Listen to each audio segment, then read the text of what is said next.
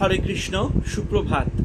আজকের দিনে প্রধান চিন্তা, আমাদের মন যখন শান্ত তখন আমরা নিজেদের ভিতরেই এক অফুরন্ত ভাণ্ডার আবিষ্কার করি। আজকের দিনে প্রধান উপদেশ, আমাদের অন্তর্নিহিত জীবনের উৎসের সঙ্গে যদি যুক্ত হইতে চাই তবে আমাদের অন্তর্মুখী হইতে হইবে এবং গভীর চিন্তা অভ্যাস করিতে হইবে। সেই দিব্য স্পর্শ লাভ যদি আমাদের হয় তবে আমরা এক নূতন পূর্ণতা অনুভব করিব এবং আমাদের পরিস্ফুট সত্য দর্শন হইবে। অনেকের ধারণা যে ধ্যানযুক্ত জীবন নিষ্ক্রিয় এবং প্রাণহীন। ইহা হইতে বোঝা যায় যে তাহারা কোনোদিন এ রাজ্যে প্রবেশ করে নাই।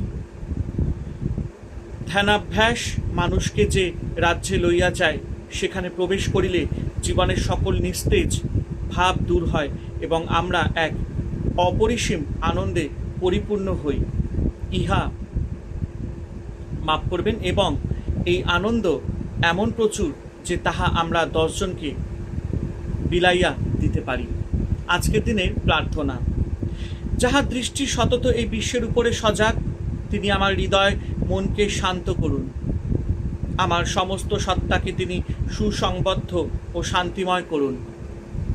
তাহার মহিমা যেন আমার ভিতরে প্রকাশিত হয়। আমি যেন কখনো নিজেকে সেই আনন্দের উৎস হইতে বিচ্ছিন্ন না করি। হরে কৃষ্ণ। জয় ঠাকুর শ্রীরামকৃষ্ণ পরমহংসদেবের জয়।